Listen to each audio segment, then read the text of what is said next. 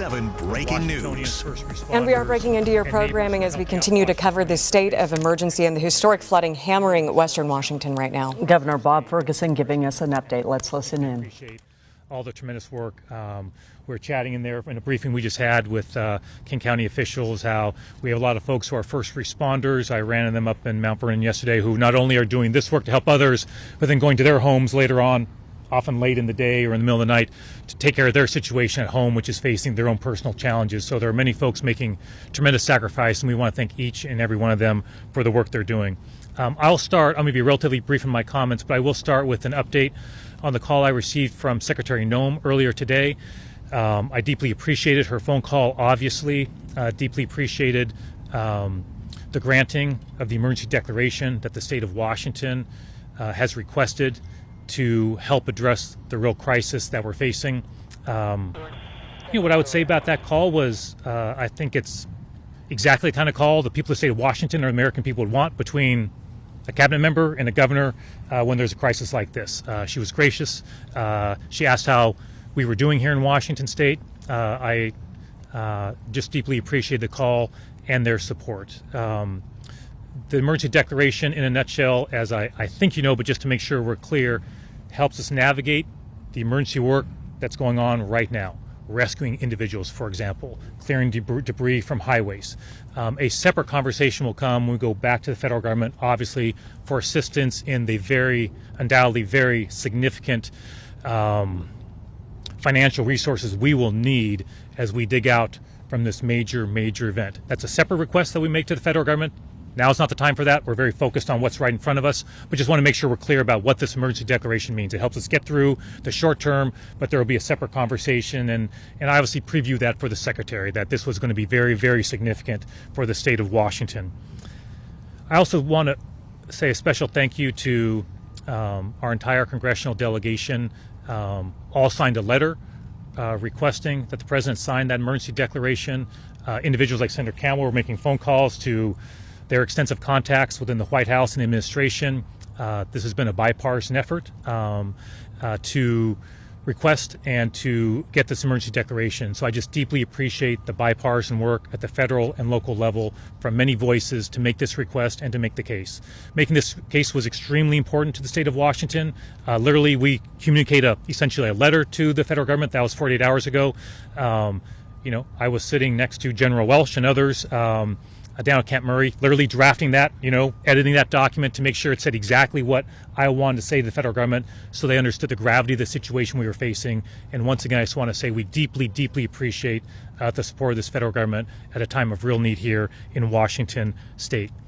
We're also deeply appreciative, and obviously information is preliminary. Reports are coming in real time, to put it very mildly, but for the past 48 hours, 2 to 3 days, there have been no reported loss of life at this time. I want to emphasize, of course, information is very fluid, the situation is very dynamic, but we're exceedingly grateful and thankful that our prayers have been answered, that this time no loss of life has occurred. The situation is truly historic. Rivers like the Skagit River and Cedar Rivers literally experiencing historic levels of flooding. And so this is something that the people of the state of Washington have not faced before, this level of flooding. And so we encourage, of course, individuals to follow the orders from their local officials when it comes to evacuation orders. It's deeply important, not just for those individuals and their safety, but for the safety of first responders who are coming to rescue individuals who do not follow those evacuation orders. Thank you for putting in through your media streams, examples of the rescues that have happened, which are, to put it mildly, very dramatic, and obviously put first responders at tremendous risk to save people from their cars or from their homes. So please follow those orders from your local officials who know the situation on the ground. And just before I turn this over to Senator Cantwell, I'll just emphasize again, the situation is extremely unpredictable. We saw that in Burlington last night, where there was a situation where literally in the middle of the night, about 1,000 folks had to flee their homes in a really dire situation.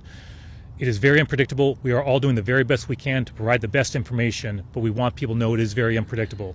Lastly, I'll just say that, and we just came from this briefing with King County officials. We appreciate the mayor hosting us with the city, and what I'm seeing in every conversation I'm having for these past several days is strong cooperation, and that's probably an understatement, but strong cooperation at every level of government, with local officials, with tribes, with individuals, with community organizations. Every time I ask somebody, and I ask this all the time, is there anything else you need? The answer I get is no, we're getting everything we need. We'll let you know if we need more. And that's exactly the answer, obviously, that I as governor want to hear. But that only happens, I only get that answer, I'm mindful of this, if that level of cooperation is happening on a very deep level. And we are seeing that, and we're going to continue doing that to make sure that Washingtons are as safe as possible. So again, thank you all for being here. I'm going to turn now to Senator Maria Cantwell. Senator. Well, thank you, Governor. Thank you for your tremendous leadership in this very big emergency in the state of Washington. I want to thank our council executive, Gurmai, for his leadership as well, the Tukwila mayor, all the King County council members that are behind us, and all the local elected officials that are working 24/7, all the first responders that are working 24/7, and the people of Washington who are helping their friends and neighbors when they need it most without being asked, just stepping up and helping. We know that we have had these 16 counties around the state see unbelievable impacts from what is supposed to be a 100-year event, but it hasn't been 100 years since the last time we had this. And so the issue is that places like Sumas, which is a border crossing, to be flooded out and a border crossing closed. To have Highway 2, which is anywhere from $7 to $10 million a year of economic impact, to be closed. To have the Natchez Highway 12 be closed, another pass that helps us get back and forth in the commerce that we have in our state, to be closed. All of these issues, in addition to the flooding impacts in the communities, in the downtowns, and the dislocations, yes, we in our delegation, all of the Washington delegation led by Senator Murray and the governor, sent a letter to the administration, and the good news is that federal support is on the way to help those local officials and first responders who have been working 24/7 get a little bit relief. I hope they do focus on these infrastructure issues, the ones that cost us so much to our economy, and allow people to get free to flow back and forth across our state. I hope they'll help with these evacuations, and I hope Washingtonians will continue to heed evacuation notices. The reason the forecasters federally at NOAA do this work is to tell us the likely outcome of this level of precipitation. So when they say it's going to be catastrophic, Washingtonians, please heed them and help us respond to this by evacuating in a timely fashion.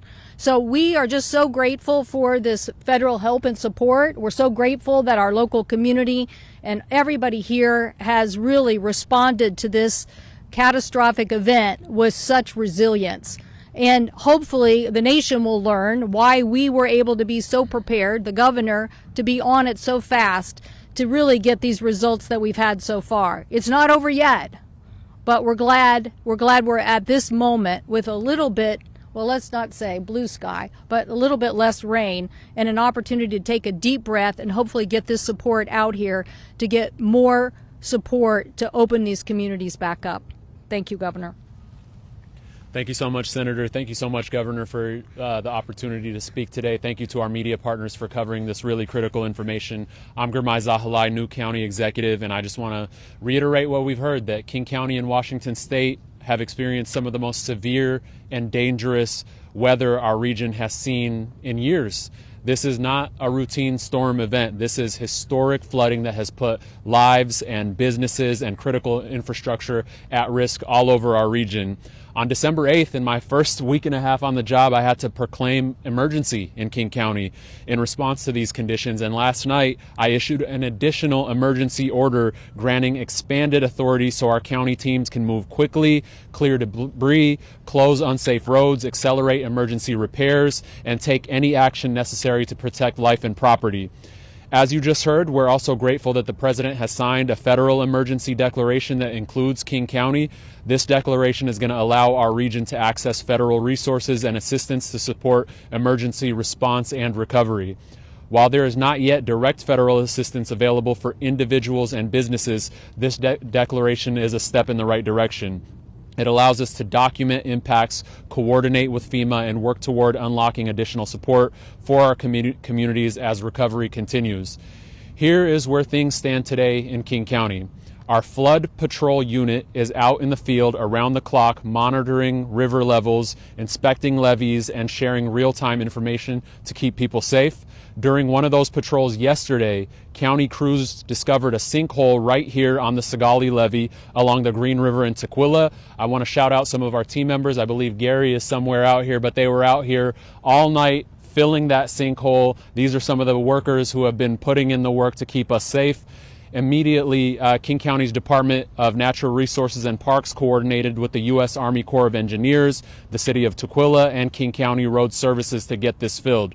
Road crews were deployed a special operations team that worked through the night until 1 a.m. to reinforce and stabilize the levee and protect surrounding community. Thank you all again so much for doing that work.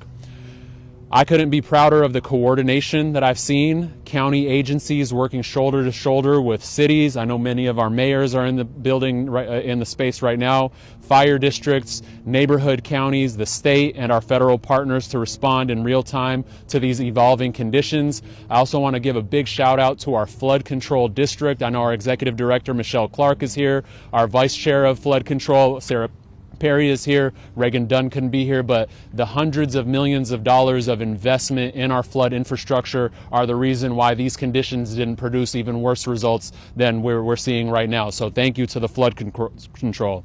I want to pause and thank all the people that have been responding to these conditions right now. Our county teams and first responders have been working long hours in brutal weather conditions during extremely dangerous conditions.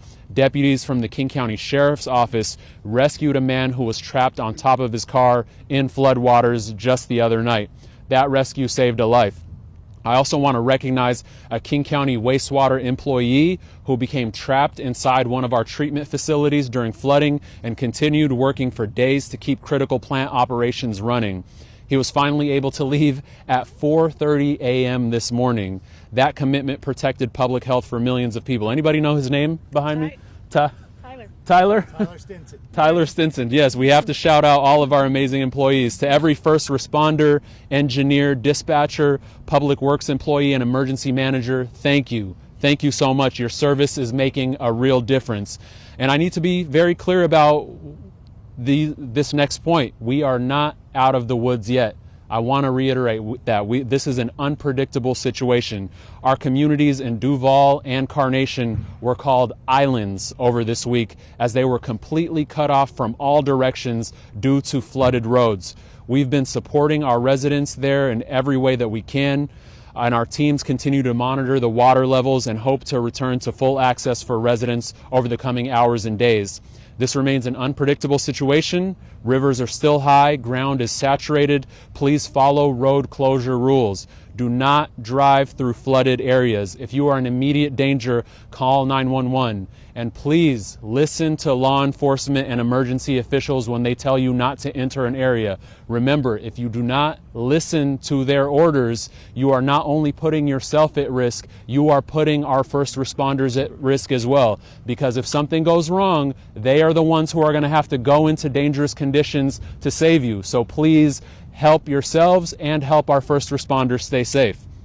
King County's Emergency Operations Center is fully activated right now. Our top priorities are protecting lives, safeguarding property, and positioning our region for recovery. For the most up-to-date information, please visit kcemergency.com. Finally, in the days ahead, we're going to be asking residents and business owners to share information about flood impacts. This documentation is essential to help qualify King County for additional federal assistance, as our U.S. Senator just mentioned. We're going to continue to show up. We will continue communicating clearly, and we will continue doing everything in our power to keep our community safe. Thank you all so much. Good afternoon, and thank you for coming to the city of Tukwila. I'm sorry it's under these conditions. But I want to first just express our concern for the communities to the north, to the east, to the south that are experiencing much more difficult situations than what we have here in Tukwila. And our hearts go out to them. I also want to express tremendous appreciation and gratitude to the many, many, many staff members at the city of Tukwila, at the county, the U.S. Army Corps of Engineers, my neighboring city, Kent, to the south. Just there's so many people that come together with emergency management to see the problem and get on it right away. To see crews out here last night doing work. We've avoided some disaster, but there's still much more to do. I can't imagine what would have happened had the levee not held, but there was a quick ability to see the problem quickly and to fix it quickly. That comes with investments in the levee system. And so here in Tukwila, we are grateful, we are appreciative. There's more to do, there's more investments to make in this levee system, but I want to just today express the appreciation for everyone that's been working through the night, through the week here, and we are grateful here in Tukwila. Good afternoon, everyone. I'm Robert Ezell, Director of State Emergency Management, and I just want to give you a quick overview of what we're seeing across the state. We've had two very significant storms roll through our state, dumping large amounts of water. We've had two waves of flooding. Last night, we saw all but one of our rivers crest, several of them reaching maximum flood stage, and we have one more on the east side of the state that will crest sometime tomorrow. We've seen coming up that it's going to take a while for the floodwaters to recede. There's a lot of water that fell in the mountains, and it's going to take its time to work through the river drainages. So they're not going to drop quickly, and so we need to keep our eyes on what's going on in the situation that we're experiencing. And then coming up, we see more weather coming early next week, which is going to cause rivers to rise again.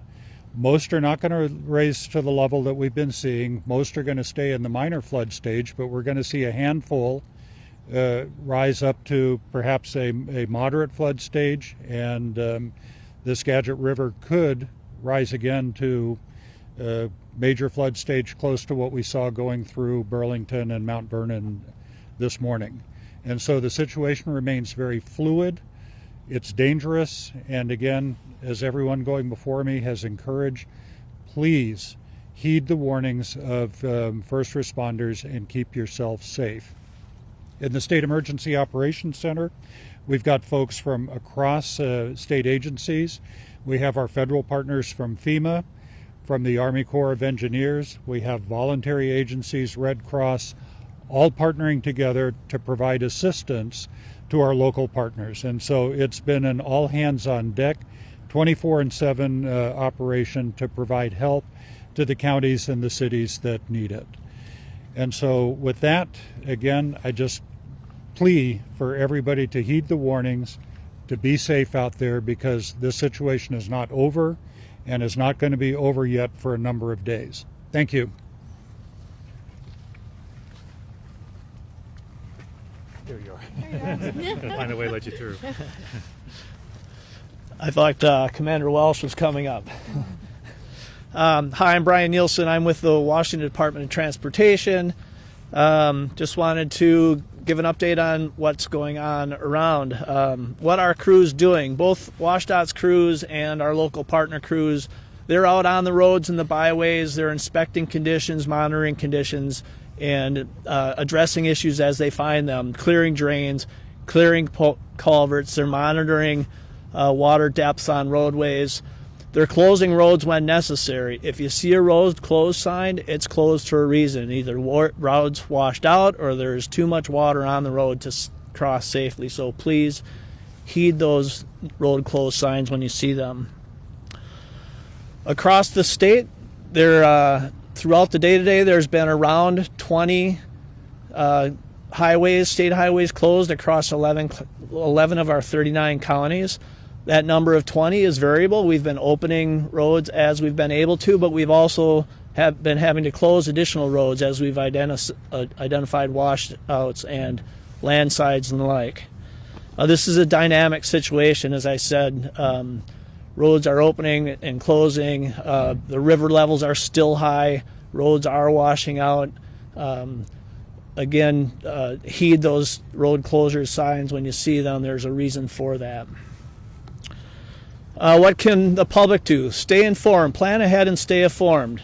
You can use the WashDOT travel map WashDOT's on social media and a number of platforms, and our free mobile app.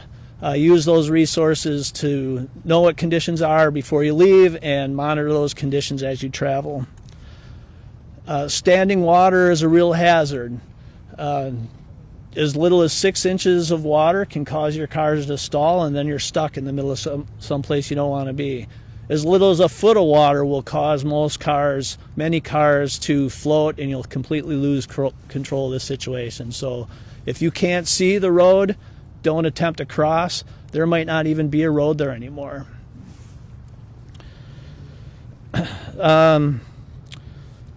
Again, what can the public do? Stay informed, plan ahead, heed your road closed signs, and please remember to drive safe for conditions. And look out for those crews out there. When you see the flashing lights, whether they're amber, blue, or red, or green, that means there's people working on the road. So please slow down, move over, stay safe yourselves, and keep our crews safe. Thank you.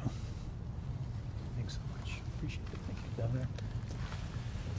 Governor. One last point, then we'll be happy to take your questions. This is not just a 1 or 2 day crisis, right? These water levels have been historic, and they're going to remain very high for an extended period of time. I say that because that puts pressure on our infrastructure. The infrastructure has, for the most part, withstood the challenge so far, but that's once again one more reason why we emphasize how dynamic and unpredictable this situation is there is a lot of pressure on our infrastructure, and we're mindful of that and want to make sure the public is aware of that as well. With that, we're happy to take any questions that any of you have, and others may be coming up. If you come up to help answer a question and you've not spoken yet, please introduce yourself for the folks that are here. That'd be great. Yep. What specifically does the FEMA emergency declaration the president signed open up in terms of money for the state or local government or for people? Does it guarantee any money, or does it just allow the teams to come out and participate in a damage assessment? So I'll repeat the question very good here. So the question goes to the emergency declaration that we received. Does it guarantee any money, or is it more focused on the emergency response? What I'd say was it does not guarantee any money. We are, of course, going through that document. There are some differences from our request and what came back from the federal government. I don't want to get out ahead of that. We need to go through and just compare that. So my understanding, for example, is Cowlitz County was on our list of counties we were requesting assistance from, and Cowlitz, we don't believe, was on the list that came back. We don't know if that's inadvertent or if that was intentional, so we're going to follow up on some of the details of what we received back from the federal government. So I think the fair response to your question is no guarantees of financial resources. I did discuss that, though, with Secretary Noem. She did mention the fact that there's a potential for resources to help us out in the short term with the situation that we're facing.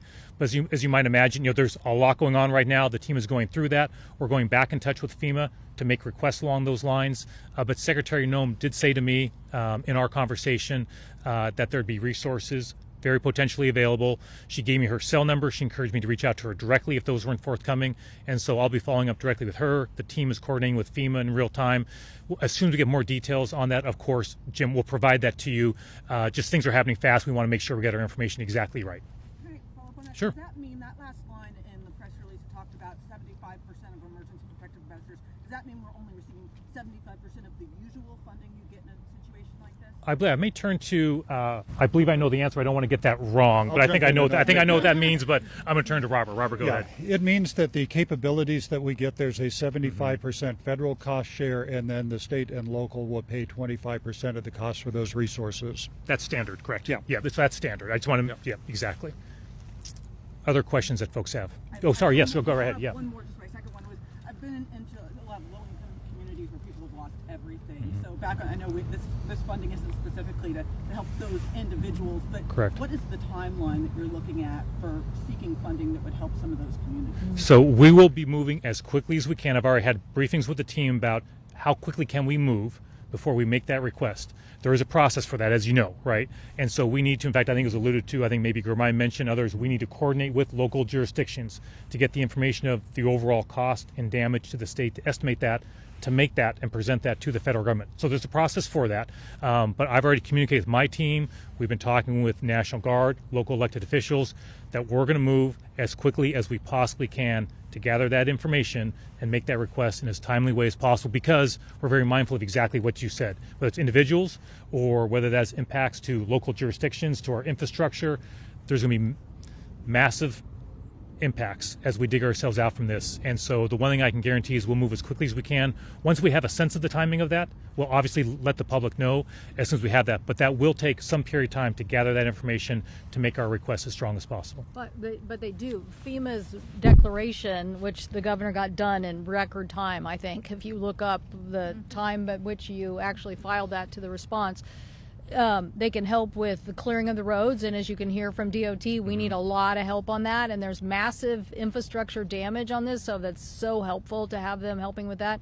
They can help with evacuations, and they can help with shelters, to your last point. They can help with shelters. The rest of, so this is an emergency declaration.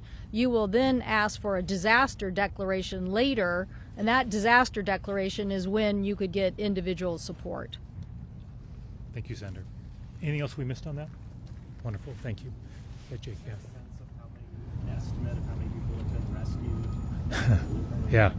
I'll repeat the question so folks can hear it, and I'll turn to others. We've been talking about that. So the question is, do we have a sense of how many folks have been rescued? So that was a question that I asked in the briefing earlier. So I think we have folks from King County who can speak to a sense. It's not a precise number, but a sense of that. And I'll see if Robert or others can speak if we have a number statewide. Just before folks come up, obviously we're getting reports. We're trying to accumulate that as quickly as we can. I just want to say any number we give you, it's preliminary, and we appreciate you understanding that it's information. Can we get direct on the council? Yep, there you are. Yep. Sure. Thank you, Governor. Brendan McCluskey, I'm the Director of Emergency Management for King County. In King County, it's been dozens, and really the remarkable ones are the dramatic ones you're seeing, where our King County Sheriff's Office and others are sending out the helicopter that we have, or the Marine Rescue Unit to pick people off of cars and off the top of trees and out of houses. So dozens rescued, many dramatic ones. Is there anything we can say in terms of a statewide sense? I know it's not precise. We don't have a number.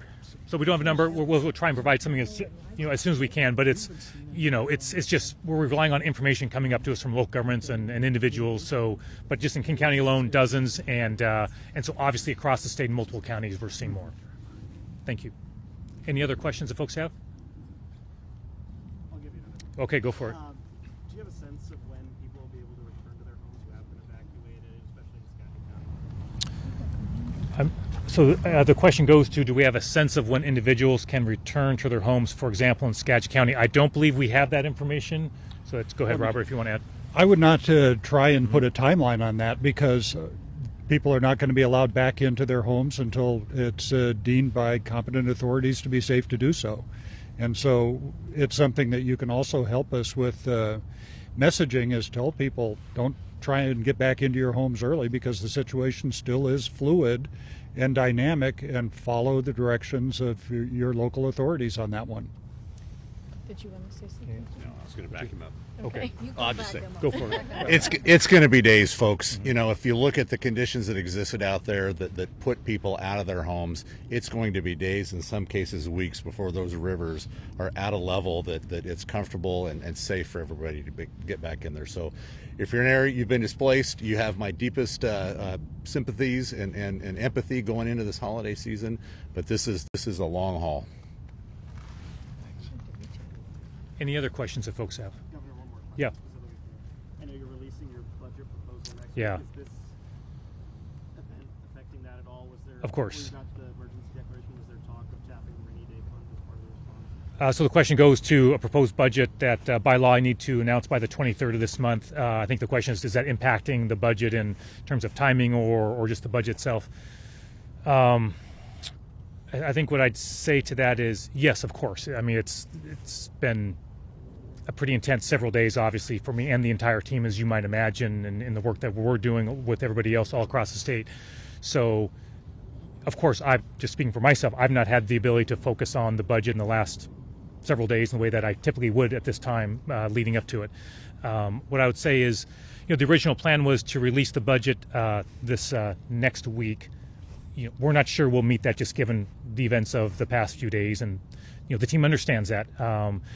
And so the good news is most of the work had been completed before this crisis arrived, but there are still some decisions that need to be made, and the team is working very hard to put together that budget as well, and the budgets across state government. So I don't want to say exactly when that'll be. We had a conversation earlier today about our timing, but really the first, second, and third priority right now is the situation. It really is. So we'll meet our deadline. It may be a different rollout than we've had in the past. We had plans for rolling out things at different times. We may just have to change that because of what's going on. And so we decided earlier today in a meeting to revisit things at the end of the weekend to see when we thought we could roll things out and make our decision then. But it really is dependent on the situation here, what's going on the ground, because that's really the priority. Obviously, the budget will come out on time. We'll do that.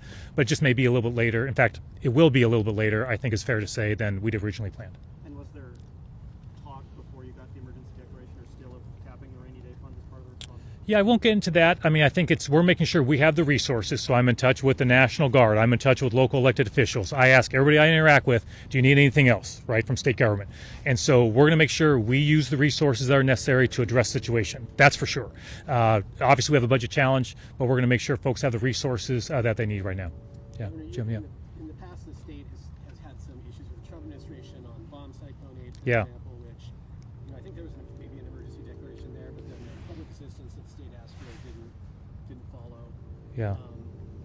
Can you give us any insight into the dynamic now? Obviously, you got this initial declaration signed. Sure. Do you view that as a positive sign that things will go different this time? Do you think that you will have a conversation with the president or anybody else beyond just you know him? Or how do you see that proceeding? Sure, and Senator Biom, after I share a few thoughts, feel free to add any thoughts you have. I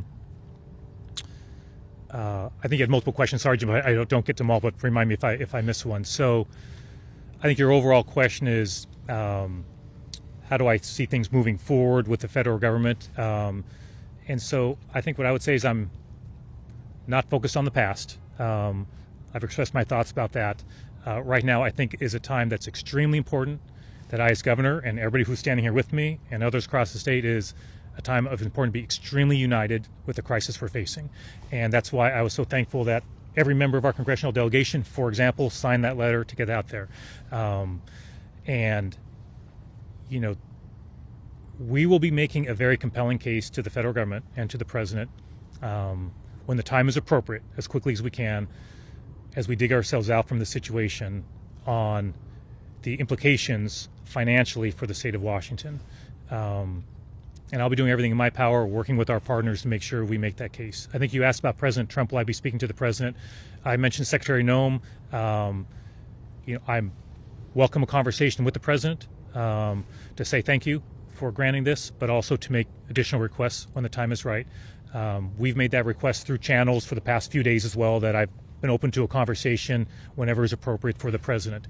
And I asked Secretary Noem to pass on my thanks to him directly for this declaration. So I guess just what I'd say, Jim, is, you know, not focused on the past, focused on the future, but it will be extremely important to receive additional support from the federal government, and we'll be doing everything we can to make sure we do that in a thoughtful way. Senator, anything you want to add on that?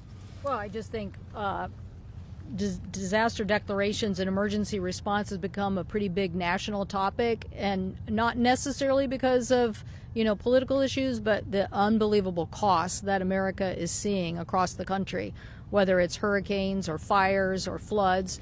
And so I do think there's a lot of discussion nationally about how to improve the system. But on this particular instance, and I did talk to Transportation Secretary Duffy this morning about this, is that the cost here to our economy and to the nation's economy by not getting further help on these repairs, if you really are having cross-state highways or aspects even of our commerce along I-5 impacted, then it really is costing the whole nation. So we hope that they'll take that into consideration and really understand what the disaster really is going to do to everyone, and hopefully look at it positively.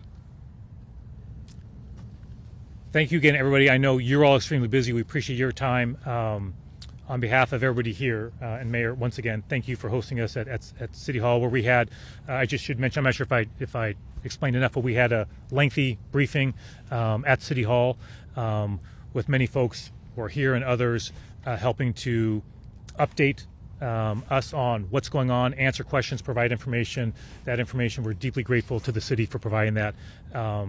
And look, just to conclude, for Washingtonians, our prayers are with you. Please follow the orders you're hearing from local governments. And we so appreciate all of you covering this crisis to help out the people of the state of Washington get the information they need during a really challenging time. So we just so appreciate all of you being here. Thank you so much, everybody. Thank you so much, Governor. Thank you. Can I just Thanks, remind sir. people Well that going downhill So is let's even go harder? Yeah, I than bet. coming up here? That's right. Recap what we just heard. A lot of information given to us right now. Governor Bob Ferguson confirming we will receive that federal aid. Do think it's important to reiterate, though, what the governor said, that this is resources to get us through the short term. Exactly. This is emergency work, rescues. This is clearing debris. This is not a monetary guarantee because, quite frankly, we don't know the cost. Exactly. This is basically the CPR that we're being helped with by the federal government, the rehab. That's a whole nother issue. But right now, can we also bring up the really good news here? Number one, no reported loss of life. The National Weather Service was saying just days ago that that was a very real threat to our community. It is great news that there are no reported deaths from this. Also, a great level of cooperation between the different agencies that they're reporting so far that we have seen in real time with amazing rescues that have been carried out by local and state agencies and neighbors, quite frankly. And the cooperation has been amazing to see. The community support has Yes. been amazing to see. Also important, though, this is not the time to get complacent. No. We have more rain in the forecast. We still are dealing with really high water levels. 20 state highways across 11 counties still shut down right now. So this is still kind of just the thick of it. Yeah, and actually that stat just shows us what a long game we're having to play here. 20 highways shut down. It was 30 yesterday, so that is an improvement of about a third. That is some good news there. But as they mentioned, and as you just mentioned as well, this is a long game with a lot of question marks still remaining. Although all the rivers but one on the east side of the state have crested so far, they are still remaining high, and that still continues to test our infrastructure. There are a lot of levees out there right now that they're concerned about that they have to continue to monitor. As we heard from King County, they're doing that here. We assume they're doing that across the state as well. We heard also them saying that our community is resilient, which is great to hear. We have no choice right now. We need that resiliency, that strength, and also for people out there to heed the warnings that they've been giving, because we are still in a very dangerous situation. Dangerous situation, and it's not just the upcoming rain. Department of Emergency Management telling us again we have a lot of water in the mountains right now, still making its way down. So it's going to be days before we start seeing a lot of these flood levels recede. Yeah, and fingers crossed again that our infrastructure can absorb all of this. But that is truly why you need to really pay attention to your local authorities, any flash warnings, because if anything goes, things change like that. Burlington saw that happening this morning when there were neighborhoods that got flooded that have never experienced flooding before. So you really need to know what is going on. That's why we're here as well, to try and give you all of the pertinent information that's going to keep you, your families, your communities safe. We continue to have our crews spread out across the state right now in all of the trouble areas to see what people are going through, and what you at home, if you are safe and dry right now, we know you want to help your neighbors, whether it be across the street or across the state. We're getting that information together as well. Also, so much of the story that we've been able to tell is thanks to the community. Yes. You guys are also our eyes on the street. Please continue sending us your pictures, your photos, your videos, anything to help us tell this story. We're going to be continuing our wall-to-wall coverage. We're back on air at 3:30 all the way through 6:30, again at 7 to 7:30. And you know you can always get those immediate updates right to your phone through the KIRO 7 News app. Stay safe out there. We'll see you soon. KIRO 7 News is